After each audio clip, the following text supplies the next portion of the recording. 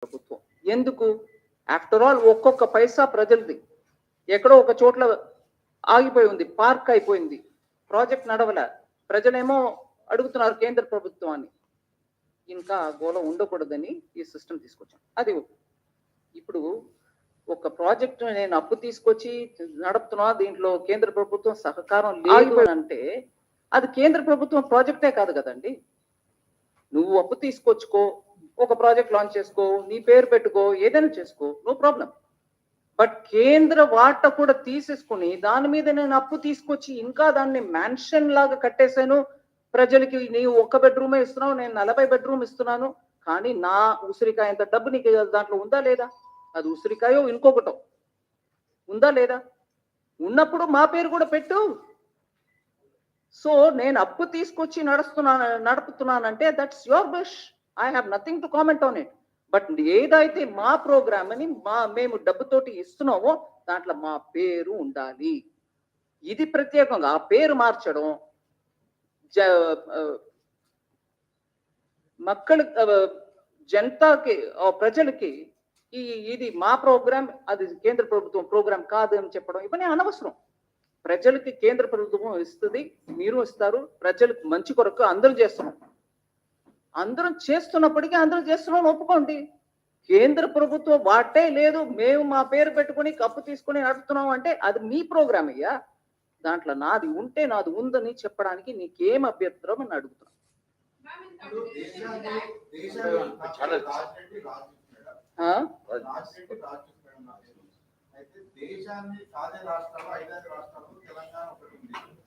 తెలంగాణ కేంద్ర ప్రభుత్వం పథకాలు అమలవుతున్నాయి కదా, కేసీఆర్ ఫోటో పెట్టడానికి రాష్ట్ర ఆర్థిక శాఖ మంత్రి అడుగుతున్నారు. నాకు అర్థం లేదండి. దేశాన్ని సాధే రాష్ట్రాల్లో 5 రాష్ట్రాల్లో తెలంగాణ ఒకటి ఉంది. దేశాన్ని మొత్తం నడవడానికి 5 రాష్ట్రాల్లో తెలంగాణ కూడా కీలకం ఉంది. తెలంగాణ ఇచ్చే డబ్బుల ద్వారా వేరే రాష్ట్రాలకు కూడా పోతున్నాయి. కేంద్రంలో కూడా కేసీఆర్ ఫోటో పెడతారని ఇక్కడ రాష్ట్రానికి సంబంధించిన ఆర్థిక మంత్రి ప్రశ్నిస్తున్నారు. ఇది నేను కొంచెం క్లుప్తంగా ఆన్సర్ ఇవ్వకుండా కొంచెం పెద్దగా ఆన్సర్ ఇస్తాను. వ్యంగ్యంగా సినికల్గా నువ్వు ఎంతైనా తిప్పు బాబు, నువ్వెంత కావాలో దాన్ని ట్విస్ట్ చెయ్యి. హిందీలో చెప్తారు తోడ్ మరోడ్ చెయ్యి. విషయం ఏంటి? నేను అదే ప్రశ్నకి నేను ఇంకో రకంగా అడుగుతున్నా. తెలంగాణలో హైదరాబాదు 55% తెలంగాణ ఇన్కమ్కు కాంట్రిబ్యూట్ చేస్తుంది. 55%. నేను ఉదాహరణకి జిఎస్టీ ఎగ్జాంపుల్ తీసుకొని చెప్తున్నా, అప్ టు 50 to 55%. ఆదిలాబాద్లో ఒక ప్రాజెక్టుకి హైదరాబాద్ ట్యాక్స్ పేయర్ ఇచ్చిన డబ్బుతోటి ఇక్కడ నేను చేస్తున్నానని హైదరాబాద్ ఓటర్లు అందరూ పేరు మీద నడుపుతారా? హైదరాబాద్లో ఉన్నట్టు ఎంపీ వారు ఫోటో పెట్టి నడుపుతారా? అక్కడ ఉన్న బిల్డింగ్ మీద నీ అది చెప్తావా, హైదరాబాద్ ఇచ్చిన రెవెన్యూ వల్ల ఈ బిల్డింగ్ కడుతున్నాం అని పెడతారా? అట్లా ఉంది. అంటే వ్యంగ్యంగా నేను ఎంతైనా అడుగుతా, వెటకారంగా మాట్లాడతా, అవన్నిటికి సరి సాటి జవాబు ఇవ్వు అనంటే ఇది జవాబు. హైదరాబాద్ 55% మీకు ఇన్కమ్ ఇస్తుందంటే అన్ని జిల్లాల్లో నడిపే ప్రతి కార్యక్రమంలో కూడా హైదరాబాద్ ఎంపీ మీరు కాదు కదా, మరి ఎంపీది పెట్టుకోండి. ఇట్లా జవాబు ప్రజల కోసం ఇస్తున్నావు, ఎదురు ఆపోజిట్ పార్టీ కోసం ఇవ్వట్లా. బీజేపీ ఒక ప్రశ్న అడుగుతుంది, బీజేపీకి నేనెవరు ఇవ్వడానికి, హూజ్ బీజేపీ అనొచ్చండి. కానీ బీజేపీ అడిగే ప్రశ్న, అలాగా టిఆర్ఎస్ అడిగే ప్రశ్న, ప్రజలకి దానికి జవాబు కావాలనే దాని కోసం అడుగుతున్నాం. మీరు ఎవరు అడిగినా, మీడియా ఎవరు అడిగినా కూడా ప్రజలకి దాంట్లో ఒక ఎక్స్ప్లెనేషన్ కావాలి. అది ఇవ్వడం ఇవ్వకుండా పోవడం అది మీ ఇష్టం. కానీ వ్యంగ్యంగా ఇలా తిప్పితే వ్యంగ్యంగా ఎవరైనా తిప్పగలుగుతారు.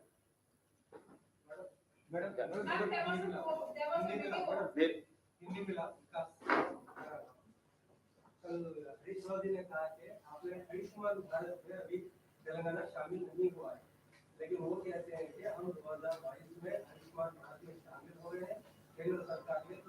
साबित किया है।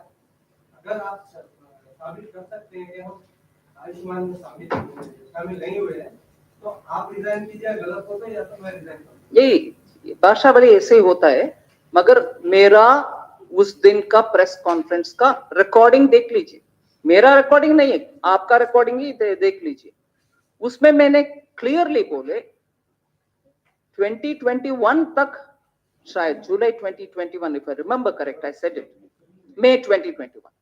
లేదు వారు హిందీ ప్రశ్న అడిగారండి, నేను మళ్ళీ తెలుగులో మీకు కూడా అదే విషయం చెప్తాను. తెలుగులో చెప్పనా? నా ప్రెస్ కాన్ఫరెన్స్ లో నేను ఏం చెప్పాను ఈ విషయం మీద అనేది ఒకసారి శుభ్రంగా చూసుకోమనండి, చూసుకొని మాట్లాడమనండి. దాని తర్వాత ఇంతో అవ్లు అంత టెన్షన్ పెట్టుకుని నేను రిసైన్ చేయి, నేను resignation చూసుకుందామండి.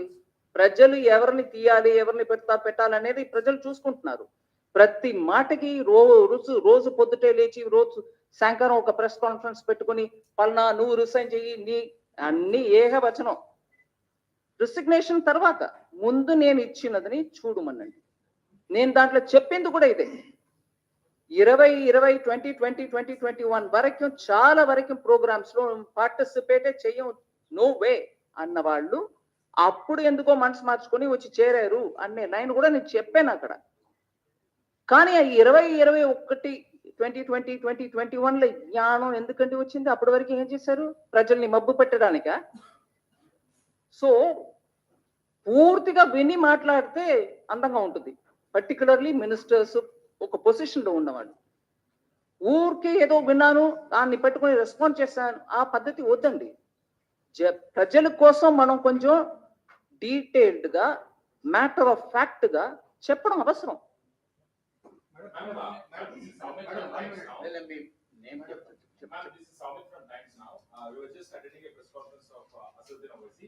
He said that after government of India has officially announced that they will be celebrating Hyderabad Liberation Day on September 17th, and big places to also participate in that celebration. So he has stated that we will also be part of that celebration. So only if the government of India celebrates it as a national integration day rather than Telangana Liberation Day. So what would you like to say on that?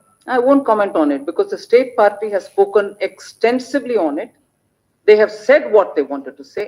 I also know of the hesitation of the Telangana government, TRS government, to celebrate that day, whatever be the name. They didn't want to celebrate it in the first place. It was BJP, the state unit of BJP, which kept reminding, "Enduku nu cheyavu? Why won't you celebrate it? Why won't you remember the martyrs of that day?" Adi adugutu unnaru. That's what they've been asking. So they have spoken enough on it. I don't need to add to it. One minute. There is a lady who's been screaming for the last 3-4 rounds. Please. There was a video of yours which went viral yesterday of you pulling up the collector in Kamareddy district, but responding to your video, the Telangana minister KTR has applauded and he has said that very good job done by the collector has got KTR's help. What do you have to say? I am not here to judge whether the collector has done a good job or a bad job. But And he is unpleasant with your way of talking to the collector. can I answer now? I am not here to judge about the conduct of the collector. But as a people's representative, I have every business to ask a question. And when I ask a question, please point out to me through that entire conversation before that PDS ration shop, if there was anything objectionable, unparliamentary, discourteous language that I've used. So as a people's representative, if I ask a question to an administrator, and if he is unable to give me an answer, I even went to the extent of saying, "Oh, you don't have an answer now? Maybe after half an hour you can give me." I said that also. Now, if after that, somebody, whoever be it, minister, MP, MLA, whoever be it, media, if you think that wasn't right, you have every right to your opinion. But I think, as a people's representative, I have every business to ask and seek an answer. If my language was objectionable, you have every business to comment. But I think I have not crossed any limits of parliamentary language, discourteous language, none of that. So where is the objection? Madam, the 15th Finance Commission has, I'm Rahul from the Hindu. The 15th Finance Commission has clearly recommended to the Government of India to revisit the FRGM Act. After all, the Act is 20 years old. The 15th Finance Commission. Has recommended to Government of India to revisit the FRGM Act. It's almost 20 years old now.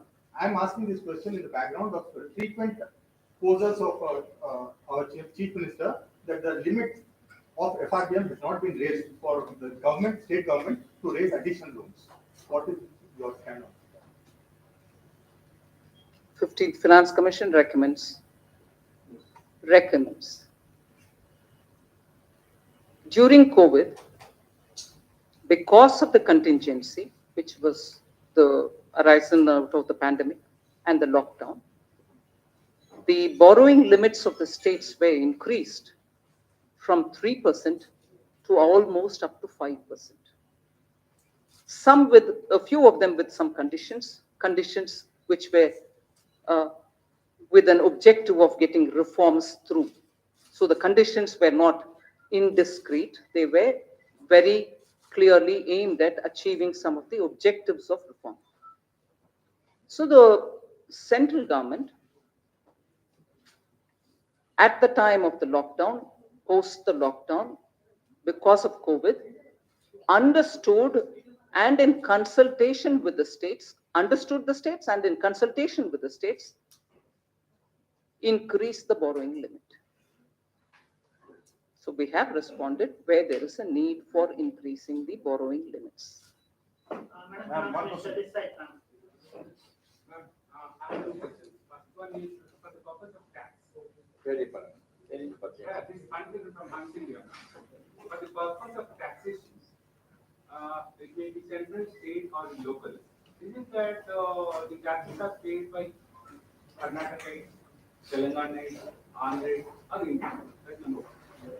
Number two. Or? What did he say? Karnataka, Andhra, or Indians. What is the rule for it? Second one, there are lots of illegalities taking place in the case of fintech companies. They are violating IRDA rules, they are circumventing RBI rules and holding deposits. And why is that illegal? What companies did you put as a word adjective? Fintech companies. Fintech companies. Aggregators, apps, whatever. Why is that no one is taking? That they collecting deposits. Yeah.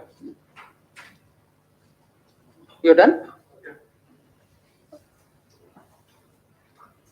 I think you've answered your question yourself by saying, is it paid by Andhrites? Is it paid by Kannadigas? Is it paid by Indians? You have the answer embedded in your question itself.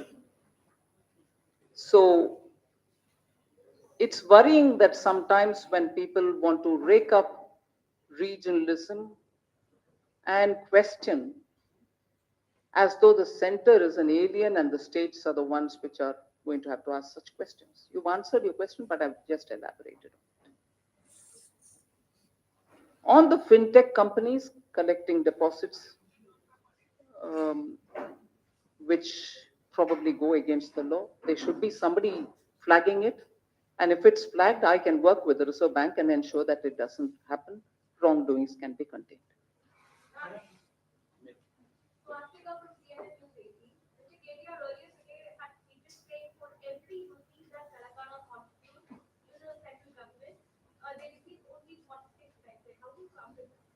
I think I've answered that several times and I repeat it.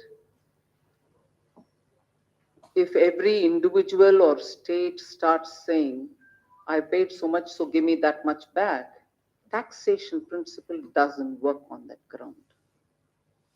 That is why I quoted the example of Hyderabad and Hyderabad district.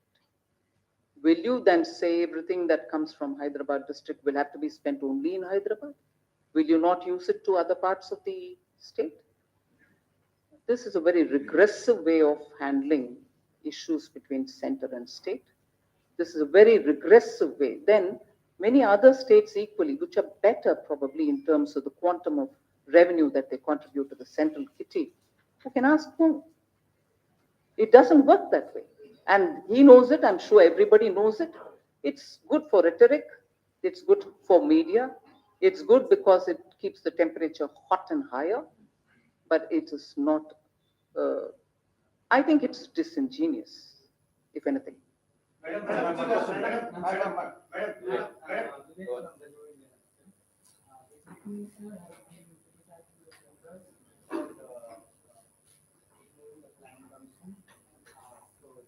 When some intellectuals from Telangana, they were suggesting that there should be some body which will have the power to control the expenditure of the state and it should be independent of so they are suggesting that some body should be there. So the planning commission earlier, according to them, therefore, was controlling their expenditure and that was okay for them. But whereas under the constitution, there is an act which tells the government of India expenditure department should have an oversight over the state's expenditure, that's objectionable. So what is provided by constitution is objectionable. Whereas what the planning commission, which at that time was not even constitutionally provided, it wasn't even statutorily provided. That is acceptable. So please, let's do some homework on it. I want to learn more on this.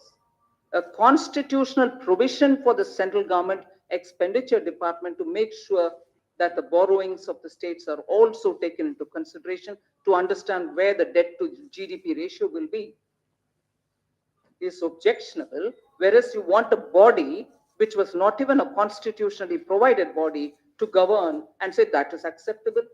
So I'm surprised at this.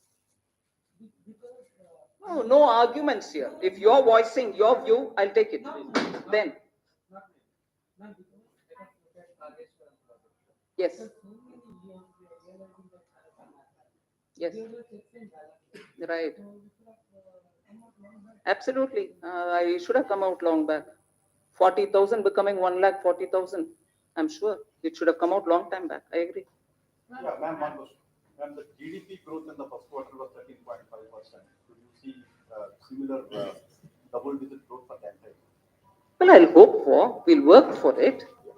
And I'm also taking into consideration the facts that economies which were far developed than India, economies which are comparable with India, like the other emerging markets.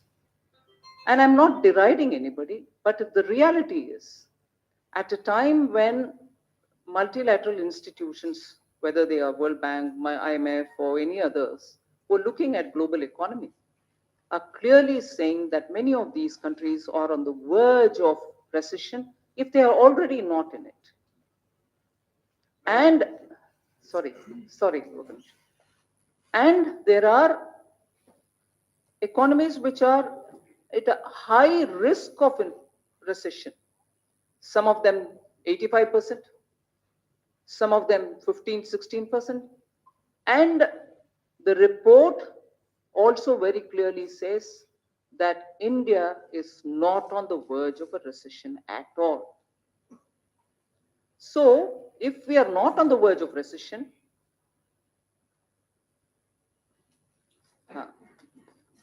I'll just read out the numbers so that you'll know what I'm talking about.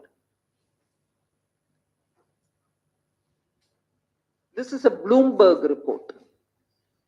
It says, I'm starting from the highest, not by the size of the economy. Sri Lanka has 85% probability for getting into recession. New Zealand 33%, South Korea 25%, Japan 25%, China 20%, Hong Kong 20%, Australia 20%, Taiwan 20%, Pakistan 20%, Malaysia 13%, Vietnam 10%, Thailand 10%, Philippines 8%, Indonesia 3%, India 0%. Bloomberg report. So if we are not on the verge of recession, it also gives me the confidence that if we are constantly responsive in terms of the sections which need hand-holding, in terms of the boosts that we have to give the economy, we will keep going on that route. And therefore, the Q1 growth, which some argue saying it's on the base, on a low base, but low base of last year, Q1 over 2020, when there was a lockdown, also was low base. So it's all right, whatever be it.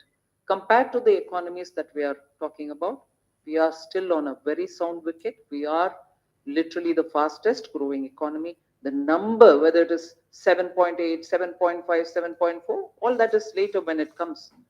But we will be continuing to go in that strength. I think the people of India have really understood that they are coming out and spurring the economy, and I'm really grateful that they're coming out of the COVID distress. Just let me ask a question on ఒక్క నిమిషం, one second, మీరు అయిపోయింది. తెలంగాణ మంత్రులు కానీ ముఖ్యమంత్రితో సహా కేంద్రంలో వస్తే ఆరోపణ చేస్తారు. తెలంగాణ మీద నిర్లక్ష్యంగా వ్యవహరిస్తుంది బీజేపీ కేంద్ర ప్రభుత్వం అని చెప్పి ఆరోపణ చేస్తుంది. విభజన చట్టంలో పొందుపరిచిన హామీలను అమలు చేయడం దగ్గర నుండి రాష్ట్రానికి రావాల్సిన ట్యాక్సుల వరకు విషయాల్లో కూడా ఒక రకంగా నిర్లక్ష్యంగా ఉంటుంది వీళ్ళ ఆరోపణ. దీంట్లో వాస్తవం ఉందంటారు? 1% కూడా వాస్తవం లేదు. నేను ఖచ్చితంగా చెప్తాను. ఈ అబ్స్ట్రాక్ట్ గా నిర్లక్ష్యంగా ఉన్నారు, మాకు ఏం చేయట్లేదు, మాకు ట్యాక్స్ ఇవ్వట్లేదు. ఇప్పుడు ట్యాక్స్ గురించి వారు అడిగిన దానికి నేను చెప్పాను. ఫార్ములా ఫినాన్స్ కమిషన్ ఇస్తుంది. ఎవ్రీ మంత్ ట్యాక్స్ డెవల్యూషన్ ఆ ఫినాన్స్ కమిషన్ ఇచ్చిన అదే ఫార్ములా మేరకి మేము ఇస్తూ పోవాలి. అది ఇవాళ వరకు అప్ టు డేట్ గా ఉన్నాం. అది మాత్రం కాదు, కొన్ని నెల నేను అడ్వాన్స్ గా రాబోయిన మంత్ లో ఇవ్వాల్సినది కూడా ముందే ఇచ్చేసి, సో దట్ వాళ్ళకి చేతులు ఉండాలి, ఖర్చు పెట్టే వాళ్ళు స్టేట్స్ అని చెప్పుకొని టైంకి ఇవ్వడం మాత్రం కాదు, ముందే ఇవ్వడం కూడా జరిగింది. నాలుగు సారి మొత్తం అట్లా చేసాం బిట్వీన్ 2020 అండ్ బిట్వీన్ 2021 అండ్ ఇప్పుడు. సో ట్యాక్స్ ఏ రేట్లు ఇస్తున్నాం అనేది ఫిక్స్ చేసేది మేము కాదండి, it is central finance commission. ఒకటి. రెండు, ఈ స్టేట్కి నాకు ఇష్టంగా ఉంది, వీళ్ళకి ఎక్కువ ఇవ్వాలి, వీడికి తక్కువ ఇవ్వాలి అని చేయడానికి నాకు అక్కడ ఏ మాత్రం స్పేస్ లేదు, చెయ్యలేను. సిస్టంలో బిల్డ్ అయిపోయి ఉంటుంది, అందువల్ల అది కుదరదు. రెండోది. మూడవదండి, ట్యాక్స్ సెంట్రల్ గవర్నమెంట్ కలెక్ట్ చేసి, ఇది పార్లమెంట్ లో కూడా మాటమాటికి వస్తుంది. మీరు ట్యాక్స్ డివాల్వ్ చేసేది ఒకటి, అది కాకుండా నాన్ డివాల్వ్డ్ అదే సెస్ ని కలెక్ట్ చేస్తున్నారు, అది డివల్యూషన్ లో రాదు, అవన్నీ మీరే తీసుకుంటున్నారు కదా అని మళ్ళీ తెలంగాణ నుంచి కూడా ఆ మాట వస్తుంది. నేను పార్లమెంట్ లో కూడా దీనికి జవాబు చెప్పాను. ఆ కలెక్ట్ చేసే సెస్, ఊరికే చెప్తున్న ఉదాహరణకి ఎడ్యుకేషన్ సెస్, హెల్త్ సెస్, ఇలా building roads infrastructure cess collect చేసేది అన్ని కూడా స్టేట్స్కే పోతాయి. కలెక్ట్ చేసే అమౌంట్ అన్ని కూడా మీ రోడ్ ప్రాజెక్ట్కి, మీ స్కూల్స్కి, మీ హాస్పిటల్స్ కని, మళ్ళీ సెంట్రల్ గవర్నమెంట్ కని ఒక్క క్షేత్రం అని ఏం లేదండి. కలెక్ట్ చేసే డబ్బు అంతా కూడా ఏ కారణానికి కలెక్ట్ చేస్తున్నామో ఆ కారణానికి ఖర్చు పెట్టాల్సిందే. నేను పార్లమెంట్ లో డేటా ఇచ్చాను, ప్రతి సెస్ కి కలెక్టెడ్ అమౌంట్ ఎంత, ఇప్పుడు వరకు ఎంత ఖర్చు పెట్టామని. 2/3 సెస్ లో కలెక్టెడ్ అమౌంట్ కంటే ఎక్కువ ఖర్చు పెట్టాం. అందువల్ల ఏ రకంగా కూడా ఈ ఆరోపణలో ఒక్క మాట కూడా నిజం లేదు. Last time అయిపోయింది, please. Last question. The finance Last minister question. says the per Program. capita debt is 89,000 for Telangana and that for the country is 1.25 lakh. Based on what you said the other day. So would you like to clarify on that? And to that, they say the debts are in the FRBM limits and there are not many loans. Oh, I'm very glad you asked this question. I'm actually very glad that you asked me this question. It's one thing to have your debt very much under the FRBM limits. Good, and that's how it should be. There are out of the budget borrowings, which you also do, and these are when your public sector undertakings under the state government or any other such, who have revenue source of their own and whose board takes a call and then you go and borrow. And then that board, that company can repay it. But what is shown in the budget, which the central government also under the FRBM asks, saying how much is it? Is it 4%? Is it beyond 4? Is it 5? And during COVID period, it didn't have to go beyond 5 and so on. If you borrow under the FRBM, but probably borrow as much or more outside of that, which doesn't come into the budget. It's outside of the budget. Now, both put together, you may say, why should you put together? They have taken care of by borrowing because they have a provision to borrow. They also are seeking permission and then borrowing. But many of that is beyond their capacity and it doesn't even come into your budget. You're not telling the people of Telangana or the elected representatives about that burden also getting added on here. So, in a way, we are all spending time talking about things, saying, no, it is blue, dark blue, but not light blue, but that it is blue is the discussion. And that, in a way, by getting further deeper in this conversation, Telangana is probably accepting that they are actually beyond the limit. So it is this, but it is not that. Arey Baba, both put together, it is that. Na. Will you put together? You shouldn't put together will be the next answer. I can tell you by before the time I leave from the city, there will be one more response. There will be one more response to say, no, what is she saying? You can't add these two. I'm not saying add these two, but eventually the state is getting burdened by out of the state budget borrowing as much as this. This at least is in the knowledge of the assembly, that is not. Chepta. For the out of the budget borrowings, you are already adding for the previous years, it should be retrospective instead. I'm not getting into that debate, ma'am. We can have it separately. I'm not refusing to get. ఒక్క నిమిషం అండి జవాబు చెప్తున్నప్పుడు నాకు అంత intelligence లేదు మీ లాగా అష్టావధానం చేయడానికి కొంచెం మెల్లగా వెళ్తా. So it's all right. We can always get into the details of this is not it, that's not it. Is she talking like this? Overall, and I quoted the former finance minister of Telangana when I said, every child born in the state has now got 1.25 lakh on their head. What was the response to it? No, it's not 1.25, it is probably 110. You're admitting that you're burdening the future generation. Wo hai story. Please. No, I can't. I just want to say, but No, you had your turn. Please hold on.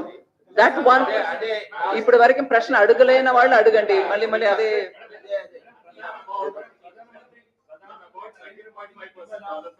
Will you please hold on? I would like somebody who's not asked a question to ask me kindly.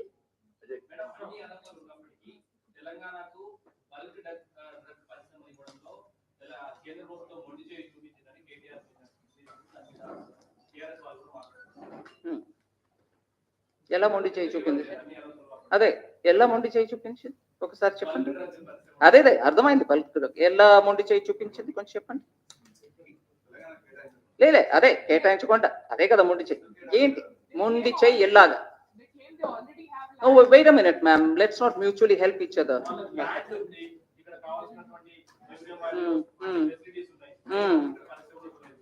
ఇవ్వలేదు.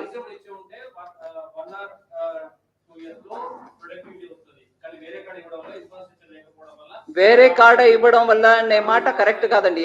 అందరికి ఇస్తాం, అందరూ ఎవరికి వాళ్ళు ఇస్తాం. మీరు మీ టైంలో అది ఆ పర్టికులర్ ప్రాజెక్టు ఈ పర్టికులర్ ప్రాజెక్ట్ అంటే నేను కొంచెం వివరం తెప్పించుకొని మాట్లాడతాం మీతో.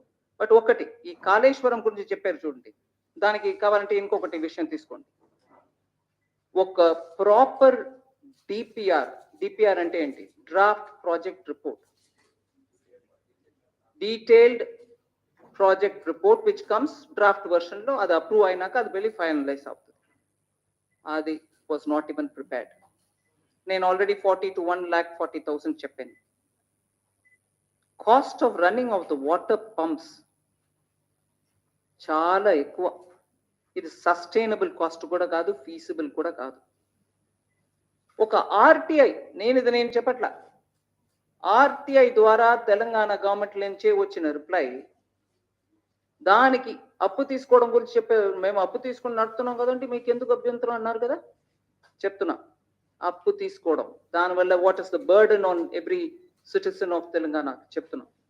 ఆర్టీఐ ద్వారా వచ్చిన రిప్లై, అప్పు కాళేశ్వరం కోసం 8.25% నుంచి 10.9% వరకు వడ్డీ తీసుకుంటున్నారు. సస్టైనబుల్ అది? ఇవన్నీ ఆలోచించండి. ఊరికే మేము ఏం మాట్లాడలేదు. ఇక్కడ ఉన్న సమస్యల్ని ప్రజలకి ఖచ్చితంగా తీసి చెప్పాల్సిన బాధ్యత మా అందరికీ ఉంది. నేను అక్కడ ఏదో పెద్దగా ఫసల్ బీమా యోజన గురించి మాట్లాడేశాను అని చాలా బాధపడ్డారు. మేము పలానా తారీఖు జాయిన్ చేసాము, అవన్నీ కరెక్ట్. మీరు మీడియాలో ఉన్నారు.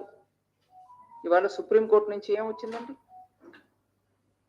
ఇవాళ సుప్రీంకోర్టు నుంచి ఏం వచ్చిందండి? కోర్టులో వెళ్ళి నువ్వు నిలబడి చెప్పినప్పుడు కోర్టు ఏం అడిగింది? హైకోర్టులో ఒక ఆర్డర్ ఇచ్చారు, ఇవ్వు, రిలీఫ్ ఇవ్వు. 2020 అక్టోబర్లో వచ్చినటువంటి వరదల్లో కొట్టుకుని పోయి చాలా రైతులు ఇబ్బంది పడుతున్నారు అని హైకోర్టులో ఆ వరదలను అఫెక్ట్ చేసిన రైతులు అందరికీ రిలీఫ్ ఇవ్వండి అన్నారు. అది తర్వాత సుప్రీంకోర్టుకు తీసుకెళ్ళి, ఆ సుప్రీంకోర్టుకు తీసుకెళ్ళి తెలంగాణ గవర్నమెంట్ తీసుకెళ్ళింది ఎస్ఎల్పి పెట్టి. అక్కడ ఇంకా ఫైనల్ వర్డిక్ట్ రాలే, నాకు వచ్చేసింది నేను చెప్పాల. కానీ వాళ్ళు ఏమో అడుగుతున్నారు, మీరు ఈ మధ్యలో హైకోర్టులో ఇట్లా జడ్జ్మెంట్ వచ్చినాక మా దగ్గర ఇప్పుడు ఎస్ఎల్పి తీసుకొచ్చే టైంలో ఏదైనా రిలీఫ్ ఇచ్చారా అన్నారు. అక్కడ మన తెలంగాణ తరపున ఉన్నటువంటి అడ్వకేట్ ఏం చెప్పలే. కానీ నేను మీకు ఆ విషయంలో ఒక మాట చెప్పదలుచుకున్నా. SDRF, disaster relief fund, national disaster relief fund, ఇవన్నిట్లో ఎస్డిఆర్ఎఫ్ కూడా డబ్బు వస్తుంది, దాన్ని పెట్టుకొని మీరు రిలీఫ్ ఇస్తారు. ఈ వరదల విషయంలో అక్టోబర్ 2020కి వచ్చిన వరదల విషయంలో ఎస్డిఆర్ఎఫ్ ద్వారా కేంద్ర ప్రభుత్వం ద్వారా సెంటర్ శాంక్షన్ చేసిన అమౌంట్ 188 కోట్లు, 188 crores, 188 crores.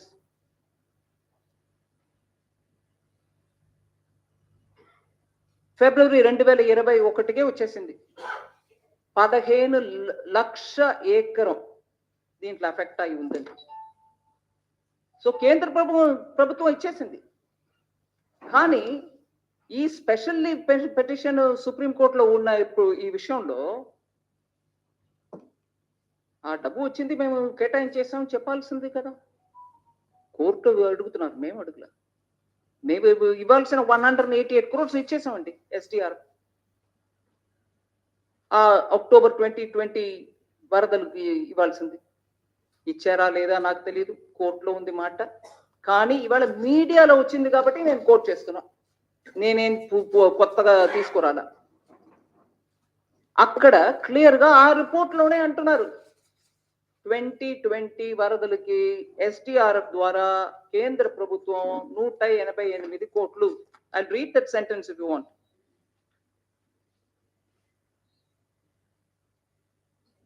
The state government had submitted in a final report to the center in October 2020, giving detailed tables establishing severe crop loss in 15 lakh acre, and that the center had sanctioned rupees 188 crore from the disaster response funds, NDRF or SDR, in February 2021. So తెలంగాణకు నిష్ఠూరం, డబ్బు ఇవ్వట్లే, మీరు ఎవరో అడిగారు అక్కడి నుంచి. ఇవాళ వచ్చిన మాట నేను చెప్తున్నానండి, ప్రతి ఒక్కట్లో ఇదే, ఇస్తూ పోతున్నాం. కానీ నిష్ఠూరం అది ఇది రోజు జవాబు చెప్పడానికి వీళ్ళకి మాకు సరిపోవాలనే లెక్కలు చెప్తున్నారు. మేము అలసట ఉండదు మాకు, ఖచ్చితంగా జవాబు చెప్తూ ఉంటాం. కానీ దాన్ని ఇటు అటు తిప్పేసి ప్రజల్ని మబ్బు పెట్టడానికి చూస్తే గ్రౌండ్ లో వెళ్ళి ప్రజలకు చెప్తామండి, దానికి తయారుగా ఉండాలి. Thank you. అనేక సందర్భాల్లో ఉచిత పథకాల గురించి మాట్లాడుతున్నారు. ఇటీవల వచ్చిన ఆర్బీఐ రిపోర్ట్ లో కూడా తెలంగాణ ఫ్రీ స్కీమ్స్ లో టాప్ లో ఉంది. ఇక్కడ రాష్ట్ర మంత్రులు కావచ్చు, ముఖ్యమంత్రి కావచ్చు, అనేక సందర్భాల్లో అన్నారు బీజేపీ ఉచితాలకు వ్యతిరేకం, మేము ఇస్తూనే ఉంటామని చెప్తున్నారు. దాన్ని మీరు వ్యతిరేకమా అని కూడా ప్రశ్నిస్తున్నారు. ఇస్తూ ఉంటాం అంటే నేను దాని గురించి మాట్లాడటానికి ఏం లేదు. కానీ దీంట్లో ఈ చర్చలు మన అందరం భాగస్వామ్యం తీసుకోవాలి. We should become a party to this discussion. అదే నేను చెప్పేది. ఎందుకంటే ఉచితంగా ఇస్తున్నాం అని అంటే ఆ ఉచితానికి అర్థం ఏంటి? ఎక్కడో ఎవరో ఇస్తున్నారు. వాగ్దానం ఇచ్చి ఉచితమా ఇస్తున్నాం అనంటే నువ్వు పవర్కు వచ్చినాక దానికి కావాల్సిన ప్రొవిజన్ నీ స్టేట్ చేయగలుగుతుందా? నీ దగ్గర అంత సొమ్ము ఉందా, అంత ట్యాక్స్ రెవెన్యూ ఉందా అని అసెస్ చేసుకొని దానికి కావాల్సిన ప్రొవిజన్ ని బడ్జెట్ లో చూపించండి. నేను ఉచితంగా 15 లక్షల రైతులకి లోన్ వేవర్ 1 లక్షం తలుచుకున్నా, దానికి ఇంత అమౌంట్, ఆ అమౌంట్ నేను బడ్జెట్ లో పెట్టాను. మా స్టేట్ లో అంత సొమ్ము ఉంది, నేను పెడతాను అని పెట్టి చూపించండి. నేను ఉచితంగా ఇస్తాను చెప్పి వాగ్దానం, ఓటు, తర్వాత పవర్ రావడం, దాని తర్వాత ఎవరో డిస్కామ్, జెన్కో వాళ్ళు కట్టేస్తారా అంటే డిస్కామ్, జెన్కో ప్రజల దగ్గర వెళ్ళి నాకు ఓటు ఇవ్వని అడగలా, నువ్వు అడిగావు. దానికి ప్రొవిజన్ చేసే ఆ రెస్పాన్సిబిలిటీ కూడా మన దగ్గర ఉండాలి. అంత రెవెన్యూ స్టేట్ లో ఉందని ముందు చూసుకో. లేదు అప్పు తీసుకునే ఇస్తాం అని అంటే అప్పుకు తగినట్టు రెవెన్యూ వస్తుందా అని మీరు ప్లాన్ పెట్టండి. అప్పు తీసుకుంటాం అంతే, తర్వాత వచ్చేవాళ్ళు చూసుకుంటారు అనే రకంగా చేస్తే అది రెస్పాన్సిబుల్ గవర్నమెంట్ కాదు.